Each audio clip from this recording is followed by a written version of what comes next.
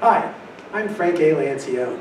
On behalf of the Civil Discourse Club of the Villages, I'd like to welcome you to this podcast on how community development districts work. This podcast focuses on the idea of economies of scale. Now, I want you to think about how long the Villages has been around. There are huge economies of scale in the way that we operate. District 1, which was created about 26 years ago, has today about 3,400 homes. You can see it here. This is about the land mass represented in this dark circle.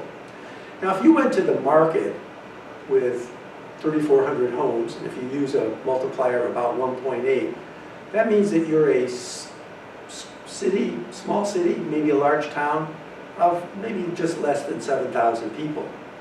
How much bargaining power do you think you'd have to demand the biggest discounts and discounted services? Not too much. I mean, a town of 7,000, good-sized town, but still not a huge player when you're out trying to negotiate big contracts.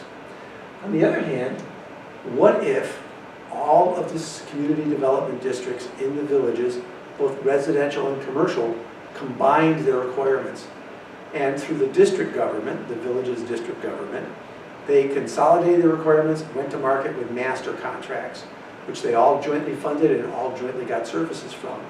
Well, you have a huge difference in buying power, 15 times. Data exists on the number of households right now in the first 10 CDDs. It's the difference between 3,400 and 51,000. So you're talking about a city of over 100,000 people, and as we know, the Villages has, in reality, closer to 130,000 people. So these are huge contracts, huge economies of scale. Now, it doesn't just affect our ability to buy goods and services, it also affects our ability to attract and retain good people. A city with only 3,400 homes in it is going to have a hard time recruiting people who have professional certifications in the disciplines that they're going to be carrying out for that city government.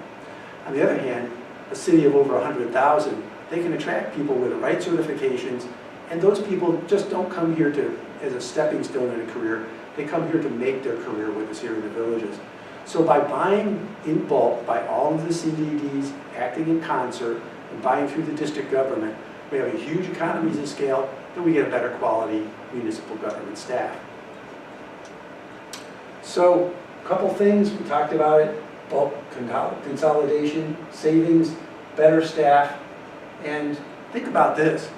The plan right now is for the addition of as many as 49,000 more homes south of County Road or State Road 44. Folks, that's going to make us a huge player in the state of Florida when it comes to negotiating contracts for municipal services. So there's lots of advantages to operate the way we do. Hope you enjoyed this podcast, and thanks again for listening.